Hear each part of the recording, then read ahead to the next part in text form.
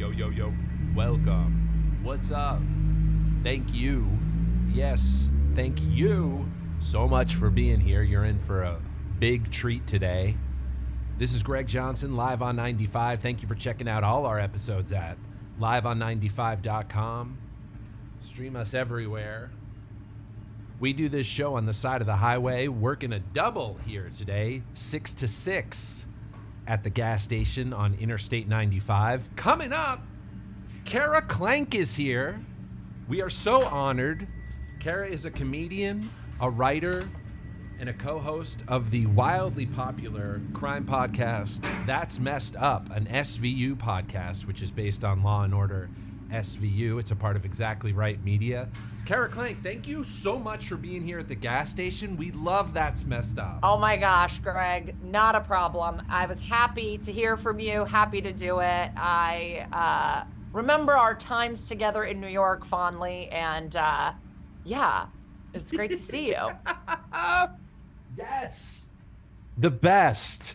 How is stand-up? I want to talk about stand-up, but I want to talk about That's Messed Up too, because how long have you been doing That's Messed Up with Liza? We just hit our 3-year mark. We started this podcast like in December of the pandemic. I mean, it had been over a year of before the pandemic, like pitching it, getting greenlit, and then actually getting launched. So we launched December of 2020, and so we've been going strong for 3 years. And luckily, there's SVU, the television show. For your listeners, I have a podcast called That's Messed Up about Law & Order SVU. We recap an episode. We talk about the true crime it's based on, and then we interview an actor or sometimes a writer or a producer from the show, but most of the time actors that was in the episode that we talked about. And thankfully SVU just started its 25th season. So as long as they keep going, we still have hundreds of more episodes ahead of us, because almost every episode's based on a crime. And even if it's not, you can kind of draw a line between an episode and a crime. So I know. I feel like people forget that because Law and Order is so iconic, obviously, for many reasons, but each episode's based on a real crime, and you talk about these real crimes. Most of them. I mean, and some of them they like base it, but then they flip the ending on the show so it doesn't happen the way it happened in real life, or they'll take two crimes. Like our very first pilot episode that we did, that actually it's never been released. It was just what we did to pitch the network to show our chemistry, if you will. That one was based on Casey Anthony, but then fully pivots to be about anti-vaxxing. It's the Hillary Duff episode if you're an SVU head. So like that, they'll combine things. They'll do episodes that are just kind of about stuff that's like happening. Like there was an episode about microchipping people. You know what I mean? Like, so it's not always a crime, but there's almost always, I would say 85 to 90% of the episodes have a direct true crime link. And if not, that other 10%, there's probably lines you could draw, stuff that, oh my God, How does that Hillary Duff episode go? So in the Hillary Duff episode, her daughter goes anti-vax? missing. Yeah, her daughter goes missing, and it's this whole thing of like, where's my daughter? And like Gail O'Grady plays her mom, and they're like trashy, like they wear rest in peace little angel t-shirts to court, like they're trash. But she loses, like her daughter goes missing, her 2-year-old daughter, and it's very Casey Anthony. Oh, the car smelled weird the other day, blah, blah, blah. And then it turns out that her daughter died of measles that she caught at the playground from an unvaccinated kid. Because I guess the little girl was under 1, so she wasn't vaccinated yet. So then it turns into a full, right-wing anti-vax thing of this woman who like lives in a beautiful brownstone in Manhattan and is like, it's my choice. And they've done other episodes about anti-vaxxing. We actually had Missy Pyle on to talk about, she played a notorious anti-vaxxer in a later episode. 25 seasons, over 500 episodes, they revisit some of the same topics, Yes, and that was a wonderful fan experience getting you to explain some of that episode to me, because it's so fun to hear you do it on the podcast steps. It takes so much longer on the podcast. What was your level of interest in true crime before you started That's Messed Up?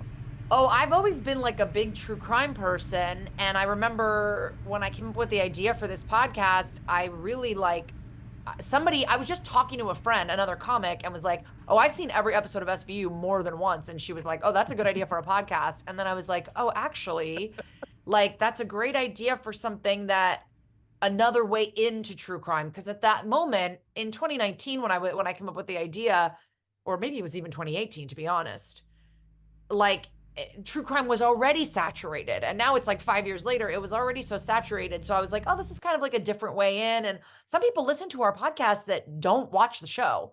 They're like, they either stopped when Christopher Maloney left, or they catch it here and there. A few people have never seen it. Like, they've come to see our live shows and they'll see a picture of like Richard Belzer and they go, that's what Munch looks like. Like, they have no idea. They just like us. They like us describing the episode to them and then talking about the true crime. And like, people like our relationship and our friendship. And we are really like, we are both Virgos, but we're on the most opposite side of the spectrum, I would say, possible. Like, we're just very, we're very different. She's younger than me. She's like a single headlining comic. I've got 2 kids and I'm more of a writer now. And like, I'm really organized and she's like, like all over the place. So we kind of have like a fun yin and yang thing going on. But yeah. What was it like? Do you remember the first time you met? Like, what is the actual origin story between you and Liza? Well, so we talk about this. We've talked about this, Yeah. but like, we met, but we knew each other. Like, how it's like, when the new Chicago people would come over to New York, you'd be like, oh, there's a new crop of Chicago people. Like, and I knew of her and, Megan Gailey and Joel Kim Booster and like this whole class of Chicago comics that kind of moved to New York at the same time. So I knew of her, and I think I booked her on my show, or we were on, I used to run a show that you used to do at the UCB Theater in the East Village for years and years. And yes. And now you still run in LA, Better Half Comedy. Am I correct? My husband and I now run a show together in LA that's a weekly. That's great. But if you build it, say hi to Jared. Will Jared be on the show too? I hope. Oh yeah, he will absolutely do it. Yeah, you should. I want to ask you more about Jared, like, but anyway, continue. Yeah. Well, anyway, we remember knowing each other and probably saying hi and meeting each other at other things. But the first time we actually like remember talking to each other is in a green room at UCB East and talking about how much we both love Law and Order. And literally, she was telling me about this Twitter account called Doink Doink, which is supposed to sound like the dun dun sound or whatever. And it's this Twitter account where if you follow it, it tells you whenever an SVU episode is playing in the US, what channel, what episode it is. And I was like, oh my God, that's amazing. And I started following it. And then we became friends like kind of a couple years later. And we were working on a different project together. We were actually working on writing a movie together. And I had another co-host lined up for this podcast. And she was like, listen, I don't think I have time for it. Like, it was Jackie Zabrowski, who you probably know. Jackie from the Murder Fist crew. And I love her. We're still friends. We're literally getting drinks tomorrow night. But she was like, I'm so busy. I have these other podcasts. Like, I don't think I can do it. And I was like, no worries. And then Liza happened to be at my house. And I was like, would you want to do this thing with me? And like, literally, she told her manager at the time, who got us like meetings like the next week we were pitching it. So it really all happened like kind of serendipitously, if you will. It was like a really wild confluence of events that led us to this podcast. But yeah, it's been fantastic.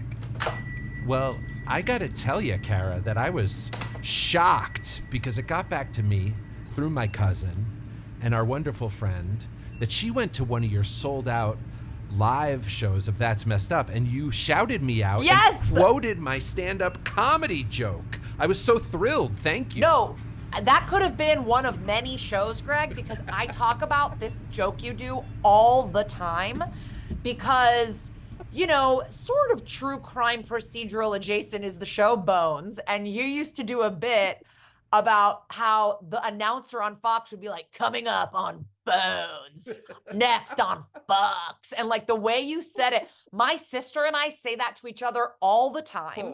I say it at all these live shows because anytime there's an actor that's been on Bones, or Liza was watching Bones for a minute, and so every time she'd bring it up, I'd be like, oh, did you see that on Bones? And I would just like say it like you, and then I would give you credit.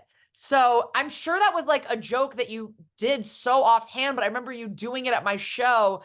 And I was like, he sounds exactly like the VO guy on Fox. Like, that is how they say it. And it really like always makes me laugh. My sister and I are always like bones on books. Like we say it all the time. So Oh, yes, that absolutely I happened. And I'm so glad that me name dropping you brought me back here oh my for gosh, this I pod. was not only so flattered, I was just blown away. I was sort of like in the dark as to what the live podcast was. And then when I found out it was That's Messed Up, I was like so just like grateful and honored and all this stuff. So, how have the live shows and touring with the podcast changed like your experience performing? I mean, it's been so amazing. Like, I started stand up in '08. So, like, I've been doing it 15 years or something. And I'm definitely slowed down on stand up a little just because I have kids and, like, I'm trying to write and I'm doing this podcast. And so to me, it's like something had to give. I'm working on like a new stand up project though now. So, you know how it goes. Like, sometimes with stand up, it can ebb and flow a little bit. You're like, I was so into it doing 10 shows a week for years and years during my New York tenure. And then when you move out to LA, your schedule slows down a little bit anyway. Just that's like the nature of LA. It's like people are not doing 4, 5 spots a night in LA like they do in New York. And then with the kids, and like then it was the pandemic, and I was like, do I know how to do stand up anymore? Oh my But God. through doing my show with Jared at in Echo Park here in LA, this weekly that we do, I really, every time I try to quit stand up like fully, I'm like, I love it too much. It's so fun. But you do it for so long, and it's like, Jared, my husband, was a headliner. I would open for him, and it's like maybe there's some of the audience that's there to see him. Maybe some of the audience just went online and to the website of the club and said, I feel like seeing comedy tonight. And okay, this guy's been on XYZ shows. I'll go see him. That was that. And that's like kind of how it is, unless you're like, a huge draw comedian where the clubs are selling out for you. And it's cool to me with this podcast that like everybody that's in the audience is there because they like our podcast. Like they're there because they want to see us. They're there for a reason. I mean, we joke because we actually did have walk-ins at our show in Salt Lake City, and it was a bunch of Mormons on a group date. And it was so funny because you could tell they just did not know what it was at all. Like, it's literally just our graphic is like a poster. It's a drawing of the two of our faces. And then it just says That's Messed Up and SVU Podcast. So I don't know why they didn't ask when they bought the tickets at the front what it was, but we immediately like launch into like probably a story about a guy finding out he's having sex with his sister. And they are horrified. They all start to get up after like a half an hour, 45 minutes. But I would say, but that was an anomaly. And normally it is just like, it's so fun to have people just be sort of like into something that you're doing. And I always loved doing stand-up, and people definitely would come and say, I love your stand-up and I came here to see you. But that wasn't like the main, people were just sort of catching me doing stand-up. And it is nice to have people intentionally come out to see you. Yes, that is phenomenal. Round of applause for that, and for That's Messed Up, and for all the phenomenal That's Messed Up fans. Hey, you mentioned your husband, the comedian, the genius, Jared Logan. How does he feel about stand-up comedy right now? Well, what's so funny is like in the pandemic, he's like, I'm done with stand-up. I'm never doing it. And I was like, what? And he actually I thought he might not even come back. He actually did a half hour for Epics over the pandemic. Like they shot it in the pandemic. He ran it in the backyard for our pod. That was like how he prepared it.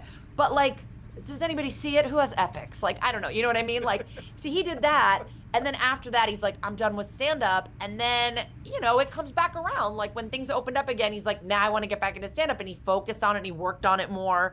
But like the thing with me, and without getting too into the weeds of like, the difference between a mother and a father and the emotional and mental labor that one puts into a household, I have a lot going on. And when I think in my mind about what I could do stand-up jokes about, it's like all about my kids. And like, I can do that. And I've done that. And I have like, 15 minutes I'm doing on my kids right now. So for me, I just found, I used to just sit down and write stand-up and be like, oh, you know what's funny about the subway? And I just have like had so many life experiences like happening day to day, or like dating and all this other stuff. And now it's just like, yeah, when everyone's like, what's going on? I'm like, oh my God, my kid will not stop shitting his pants. Like it's literally just kid stuff. And I guess I'm paranoid that people don't want to hear that, but maybe they do. I don't know. So I just Yeah. it just, my mind is like, I don't have the physical time I feel to sit down and write stuff. I get booked still around town, not I'm like with sure. crazy regularity, but when I go do a show, I'm like, okay, this is a good opportunity to throw a couple new ideas at the wall and see what sticks. But yeah, I don't know.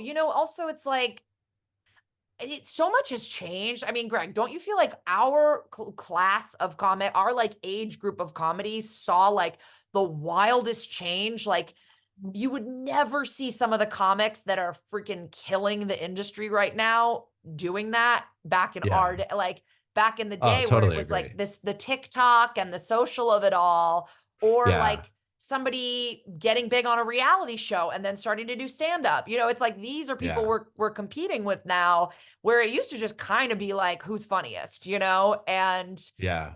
I think every like generation kind of deals with that, but I think that yeah, we definitely had it the hardest because of the advent of not just just social media, but like iPhones, all that. yeah. Well, that's the thing too. It's like, it's not even, oh, I don't really cut my clips up. I don't really have clips. I don't really do the whole TikTok thing with clips. But even when I find the audiences, I think the audiences are like so used to the passive experience of lying on the couch, scrolling TikTok, seeing a funny video and going, "Haha, that's funny," keeping scrolling, that now when they're at comedy shows, they're watching and they're like, huh, that's funny. Like they're not like, and I'm talking like not just about myself. Like I see comics out there who are fucking pros. They are the funniest comics and they have to work so hard to get my audience specifically at my live show is like a lot of not the podcast live show, my stand-up show is like a lot of 20 somethings and they're just different. Like it's just Yeah. like, remember the shows we used to do back in Williamsburg in the day that were so hipster, where they would kind of like cross their arms and be like, let's see it. Go ahead, make me Yeah. laugh.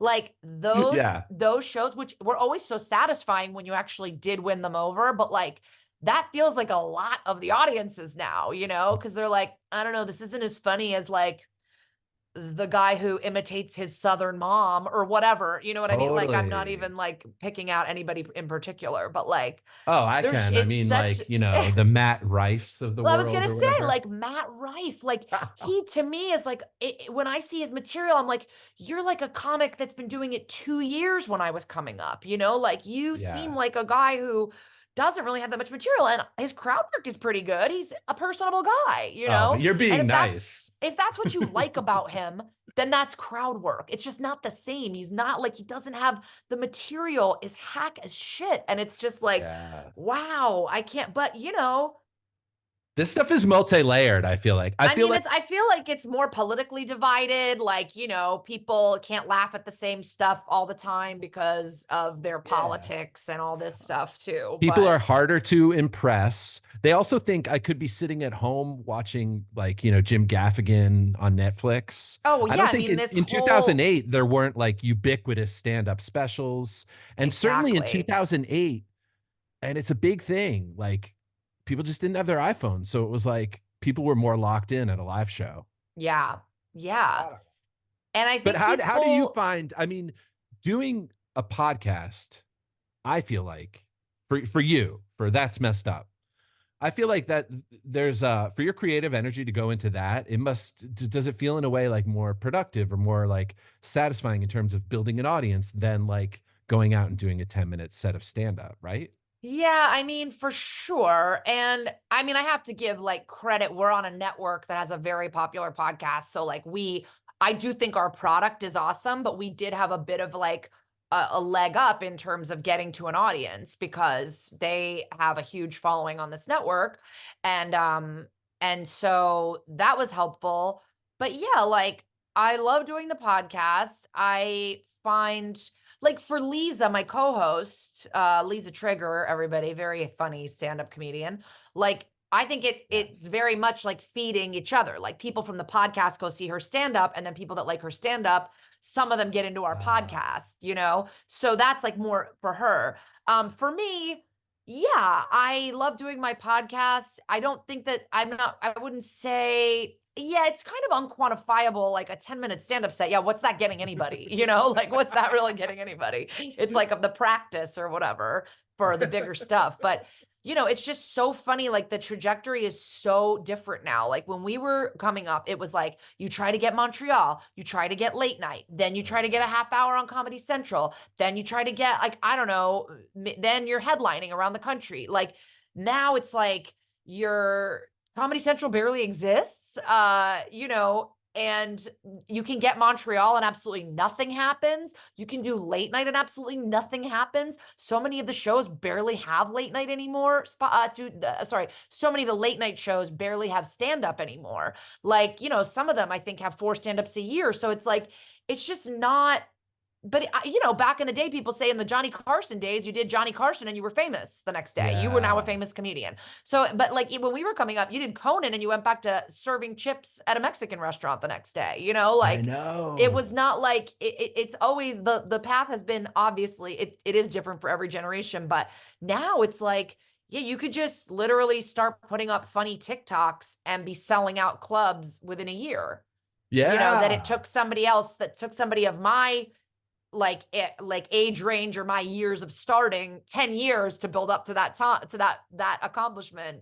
It's just different now, but I bet people could say the same thing about, I bet Jerry Seinfeld would say the same thing about like, oh, now podcasts are at the comedy clubs. You know what I mean? Like, so we try to make our live show like really an experience, because I've seen some other podcast live shows where it's literally just 2 people sitting in front of a card table, sitting at a card table, like talking, doing their podcast. And I'm like, oh, well, I don't really want to charge people ticket price.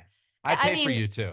But like ticket price, and sometimes at these clubs, it's 2 drink minimum. Like it's a night out. We wanted to give people like a little bit more. So when we first went out on our first tour, we did, we do PowerPoint presentations, like awesome. Sort of graphic jokes that go with all of our our recaps. We don't talk about a true crime because we're like, it's Friday night. You don't need to hear about like some baby being found in a ditch, and then we play like little games with the audience where there's audience participation. And we used to do trivia, but that was really fun, but it ended up being a little bit too time consuming. So we've cut that, but we do games and stuff. And then we meet everybody afterwards too. Like we do free meet and greets where we, we sell merch, but you don't have to buy it to meet us. And like, so we try to give people a show, we try. Yeah. Let's talk about the meet and greets. Let's talk about your fans, because these are true crime fans. These are mostly Law and Order SVU fans. Although I'm surprised to hear that you said some of your fans have never seen the show, which is amazing. And some of them have speaks never to your seen. talents.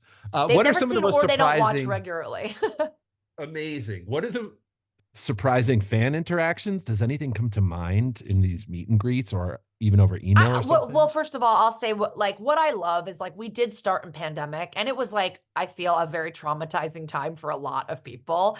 Yeah. I mean, I don't know how your pandemic was. Like I could talk to you about your pandemic. First of all, Kara, I got to say, you are a heroic mom for even navigating.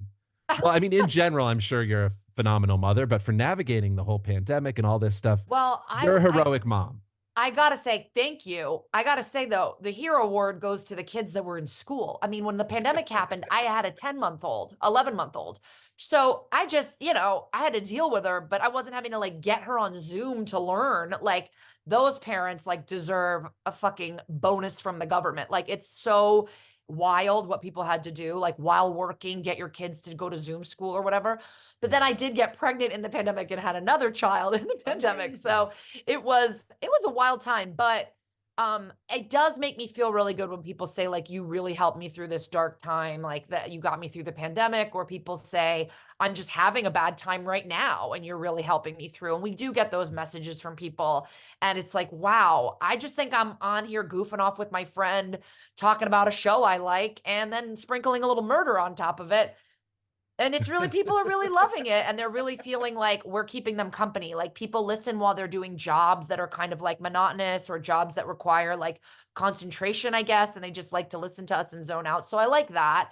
I always get like really weirded out when somebody's like really geeking out to meet us, because I'm like, oh, we're just like regular. Like I get why you would think that way about another person, but like I'm just like, who cares, But they also are so sweet. Like they bring us like some podcasts have like toxic fandoms. I would say we have like the actual opposite. Like our fans are just, they're so smart. They're so knowledgeable. Like anytime we're like, I don't really know what this means, we get like 50 DMs that are like, this is what this means. I'm a lawyer.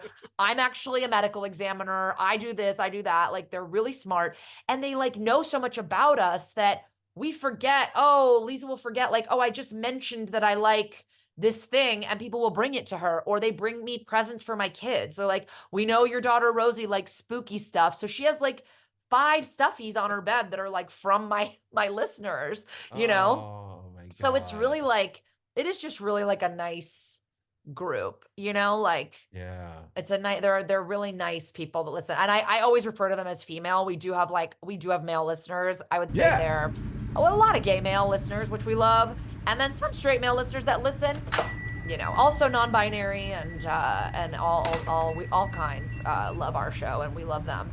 But yeah, it's like and like, you know, they call us out on stuff in a nice way most of the time. Sometimes sometimes we get a jerk slips through, but like, you know, they'll be like, hey, you kind of said this, and like that's like not really a great way to talk about it because it stigmatizes this and that. And I'll be like, oh, thank you so much for letting me know. Like I'm always like, thank you, because it sounds really woo-woo in LA, but it's like call in culture rather than call out culture, you know? Like instead of calling someone out, it's like taking the time to sort of, and again, it's not everybody's responsibility to educate other people, but to take a minute and explain why I did something wrong when it seems like I wasn't doing it in a malicious way. I'm always learning from them. So that's good.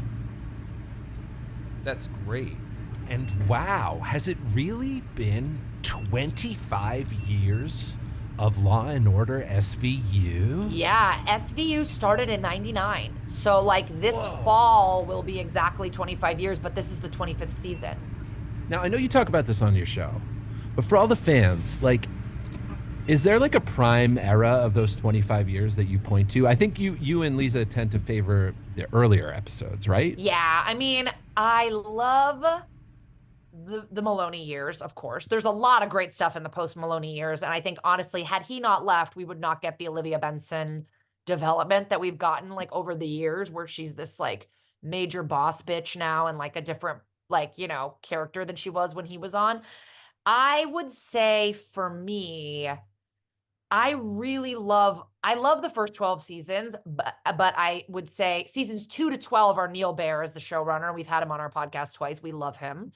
And because there was comedy in the show. Like if you watch it now, it's pretty deadly serious. Like there's maybe a line of funniness, but like back then we had Belzer, who is a The stand-up Bells. comedian. And then we had him playing off Ice-T. And even Maloney and Hargitay had a funny line here or there. Or like she would have these funny lines like, and I want your balls in a blender, but ain't life a bitch. You know, she would have these like badass kind of lines that she would say to perps. And it's like kind of not there anymore. And I get it. Like TV's changed and they're probably going after an audience that's like into like watching procedural shows that are on like Netflix where you binge them and you want to kind of like get to. So I don't know, but like Munch obviously left many seasons ago and RIP Richard Belzer has passed on. But the comedy is gone. And so I really like another thing I'll mention about our live shows is we tend to cover the shows that are not based on true crimes that are the campiest. We cover the campiest episodes. Like we do the one where Christopher Maloney infiltrates an animal smuggling ring. We do one where, you know, Mark Paul Gosselaar and Elizabeth Banks make porn to pay the bills because their daughter is sick. Like, whoa. Oh, it's great. It's called Responsible. And like that's a season 2 or 3, I believe. And so I would say for me, I really love seasons like 6, 7, 8. It's also kind of like the golden age of guest stars. Like I think those are the years where we were getting like Robin Williams and Martin Short. And like, I love when they would get comedians on to play absolute like psychos. Like the Martin Short episode, he's a psychopath, like, you know? Yeah, and I it's heard like, you talking about that one. And you mentioned Yeah. how there's even a line or two where he can't help but be funny, you said. yeah, he can't not be funny. Same with like Robin Williams is not necessarily playing a psycho as much, but he is a criminal. But like Margaret Cho plays a madam. Bob Saget is in an episode. Like we had him on our podcast as well as Margaret. Like we love the comedy like tie-ins, and that a lot of that's mostly happening earlier seasons, but that 5, 6, 7, 8 range, I feel like is when the show is really firing in all cylinders. 7 is the season where Mariska Hargitay won an Emmy. So that was like kind of when the show started getting more attention and was really like hitting its stride, let's say. And so I recommend those. That's amazing. You mentioned having the OG showrunner on twice. What other guests sort of stick out? I mean, have you ever met Mariska or Merloni? No, so we haven't met Mariska. We went to Ice-T's star ceremony on the Walk of Fame. It was, my God. it's like, it's so funny. It's not something I would ever do, but Liza was like, we have to go. And I was like, okay. Like I happened to have the day free, or like a few hours free in the middle of the day. It was like, all right. So we didn't think, no disrespect to Ice-T, but we just didn't really know how big those things are and how many people come to them. And not to mention, Ice-T is a California, that was like a hometown hero kind of situation. So he had a lot of people there.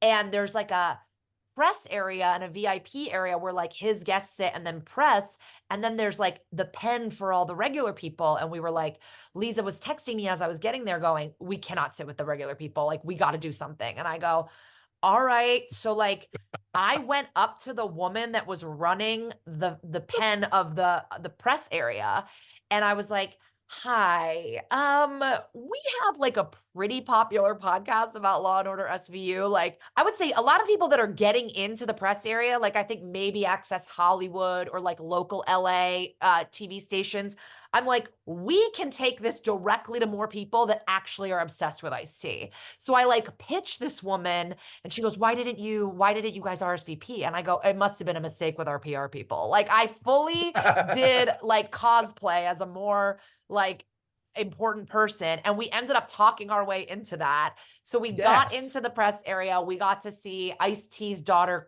Chanel, jump into Mariska's arms. Mariska walked by us with her daughter. We didn't say anything because we didn't want to be weird, and she was with her kid, so we like left it. So we haven't had we've had Diane Neal, we've had BD Wong, we've had Stephanie March, we've had Dan Florek, who plays Captain Cragen. We've had, and he was one of our first big gets, and it was amazing because he famously, in the episode where Maloney infiltrates an animal smuggling ring, he opens a basketball that has a gibbon inside of it, and it hugs him.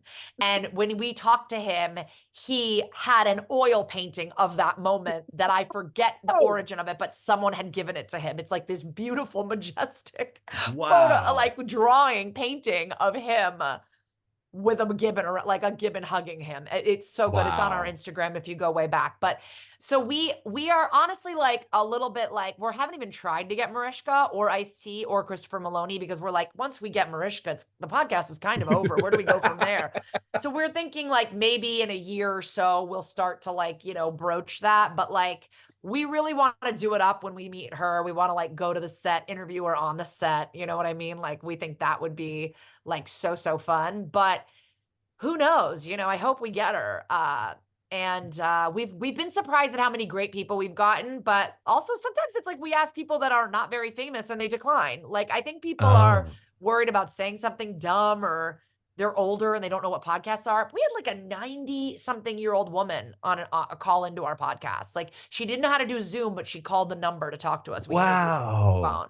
So like, we try to be inclusive of age. We are inclusive of all different kinds of people. But having the showrunner on was like such a gag. And we love Diane Neal. She's like so fun. She's a little bit zany. We had her on our New York live show as well. She came as a surprise guest, our show that we did January of 2023 at Sony Hall. And it was like the audience just went absolutely nuts when she walked out on stage. Like, but yeah, those are some of the memorables. So you discuss episodes and you discuss the crimes they're based on. Has anyone unsolicited from the episodes or from the actual crimes ever reached out to you? Yes.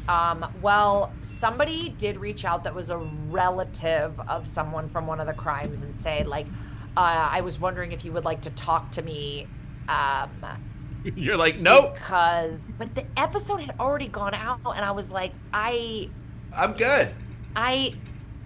like, it's complicated. I don't want to say what episode I'm talking about, but it's complicated because it was kind of an episode with like a moral thing, like whether to let somebody die or not. And I was like, I pretty much firmly stand on the one side of this, and I don't think talking to you is really going to convince me otherwise. And like, he hit me up on Facebook, and I was like, I just don't think I'm going to engage in this. This feels like it's not going to go anywhere good. But other people have written and said, this happened in my hometown. I went to school with this person. So we do get a lot of like, boots on the ground, if you will. We recently did a story about a woman in Canada who killed her parents and her brother with her boyfriend in a very natural born killers type of situation. And we got a person that wrote us and was like, I know her, I hang out with her now. Like, and my God. Yeah. So sweet flex. We got reach, baby. We got reach. So, but like with the real story, I will say the only time we pretty much like, there's a lot of the episodes where you can really tell. It's like, this is the Michael Jackson episode. This is the Woody Allen episode. Like there are some that are so obvious, but then there's some where we're like, I don't know. And there's lists on the internet, and there's a wiki that's like for SVU, that's like a fandom page. And that has lists of all the crimes people think. And sometimes I read those and I look into those crimes and I go, this has nothing to do with this case. That's a stretch. But sometimes we go with that one, and we were about to cover a crime, and we ended up interviewing this writer, and she was like, oh no, that's based on this. And we were like, oh, wow. We didn't even think of that. We didn't even think of it. So we ended up researching something different.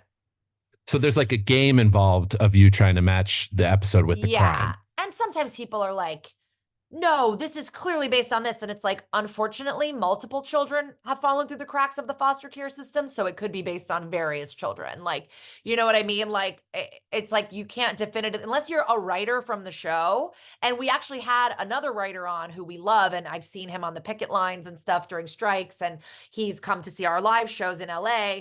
If it's one of the seasons he wrote on, I'll message him and be like, do you remember what this is based on? And he'll tell me, and he has all his notes and stuff. Oh my gosh, amazing. How far do you think we as a society will take our true crime obsession? In other words, it's still peaking, right? I mean, how long can this last? It's wild. I'm sure there's like a full psychological report on our nation's like obsession. And is it just us?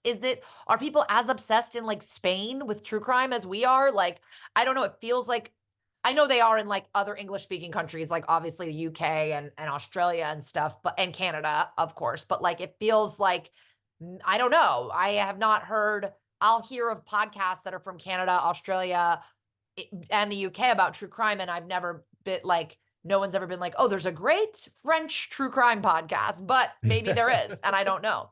The Staircase, right? I don't know why would anybody would send that to me. I don't speak French.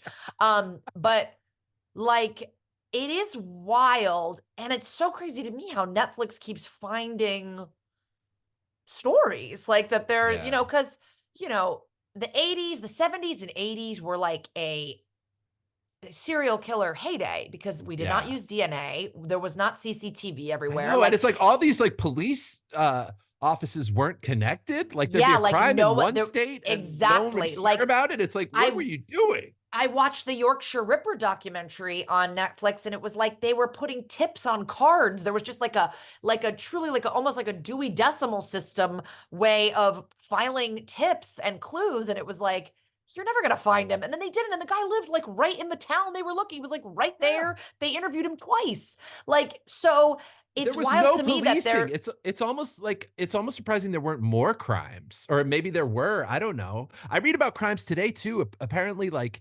50% of them go unsolved. Yeah.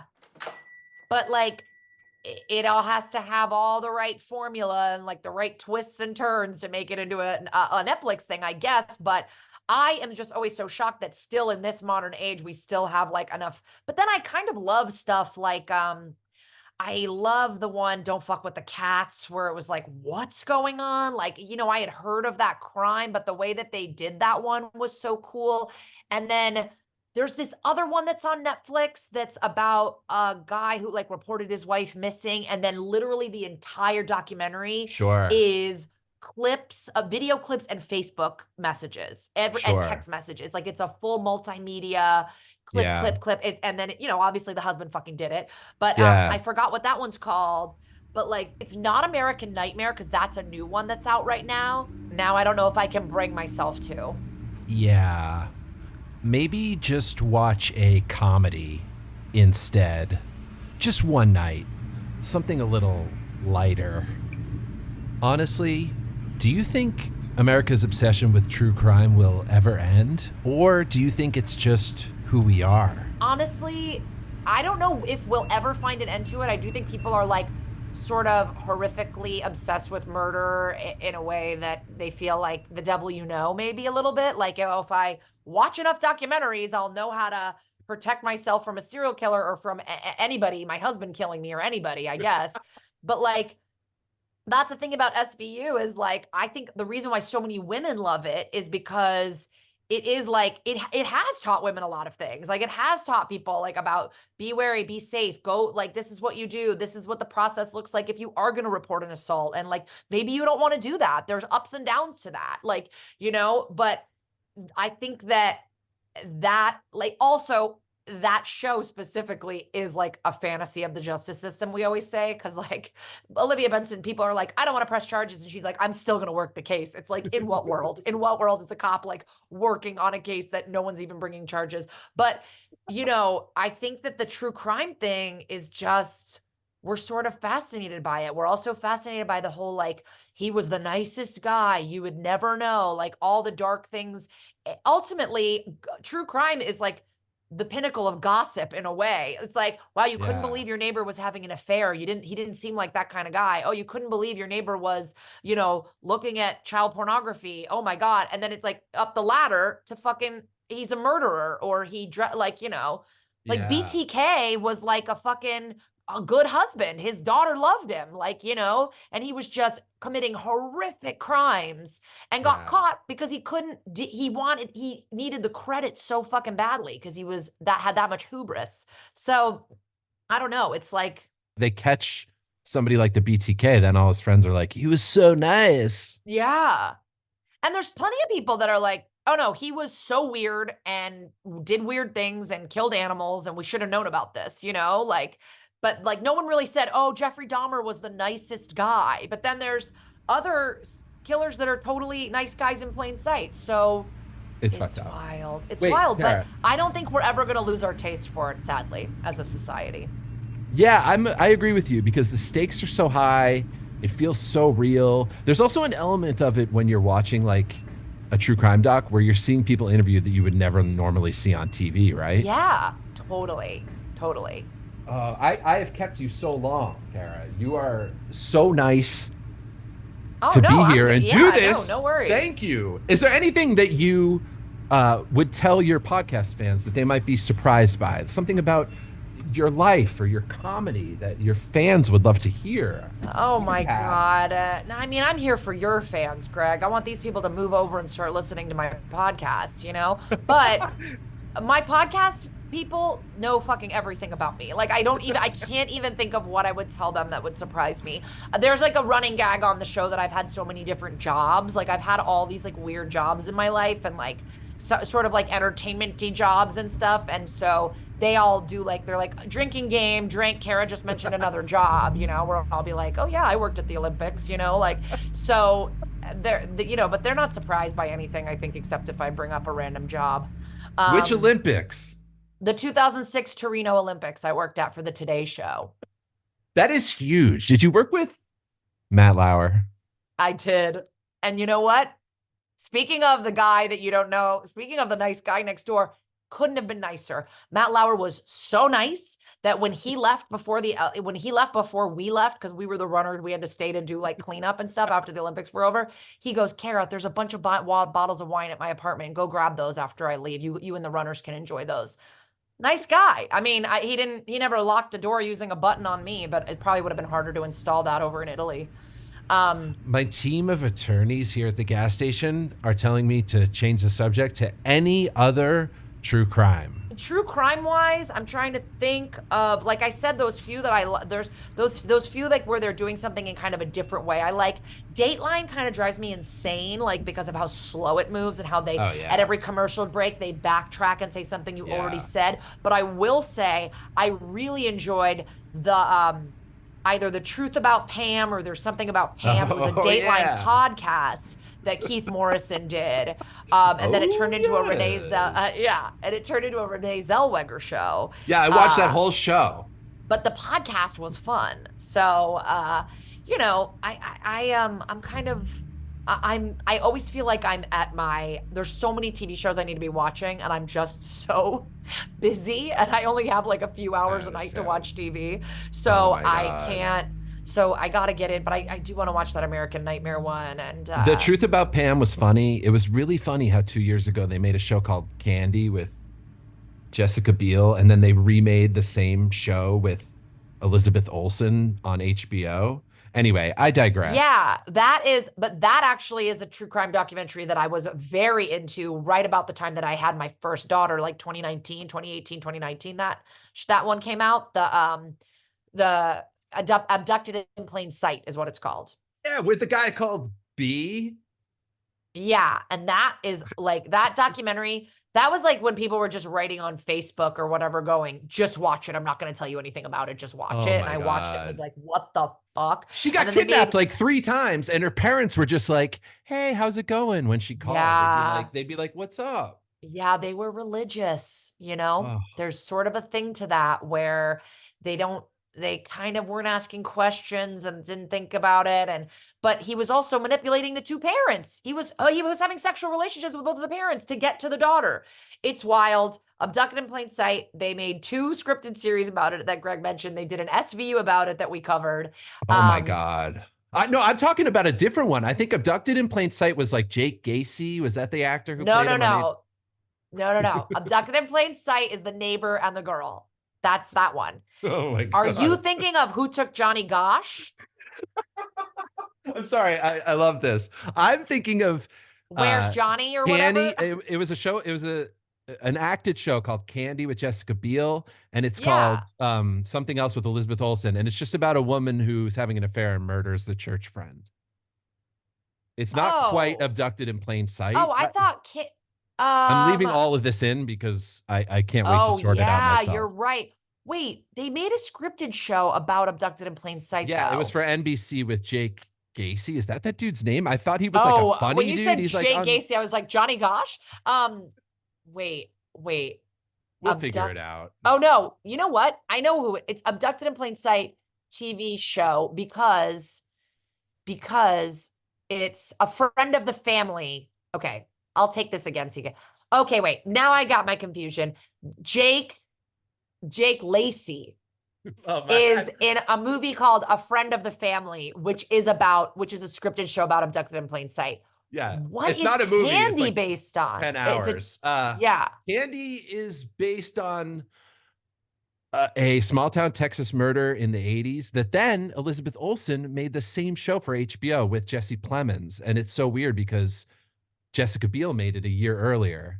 It's based on Candy, Why? who killed somebody. I'm sorry, I don't have more information. Oh, it's called Love and Death. And it's about Candy. Wow. I absolutely love it. You know, I am like so grateful that you came and talked to me. I hope maybe we can do it again sometime. I feel like I can't keep you any longer. Yeah, anytime. You have a anytime. life. You are the absolute greatest. Maybe I need to talk more about true crime on my podcast. Would you recommend that? And then maybe I'd have more like, I don't know. It's like, the thing is like we do a lot of research into these true crimes, but like we are combining it with 2 other elements, which is a recap and an interview. Not to mention we do an intro and an outro of us just shooting the shit and kind of wrapping up. I love it. We're giving you the 20 to 30 minute version of the crime where like, if you're listening to me, that's not where you should be getting the most of your information. You know what I mean? Like we're giving you factual information and we are researching and we're using sources and everything, but it's like there are 10-part documentaries on some of these killers that we cover and I'm condensing it into 30 minutes. So you know, we're trying to give you true crime with like a little bit of funny, a little bit of social commentary. But if you want like the facts, you got to go to like these true crime podcasts that are just true crime, I think, and like are doing like tireless research and have research assistants and this and that, you know. But I think some people like that. They like our little bite-sized murders, you know. Definitely. Kara, I can't thank you enough for being here. Thank you. Thank you so much for having me. This has been fun to catch up. Yeah, I could catch up more. I have such fond memories of NYC comedy. Please say hi to Jared, your husband. Next time, maybe could I book the two of you at the same time? Would that be fun? Oh, yeah, that would be fun. Let's do it. Let's do it.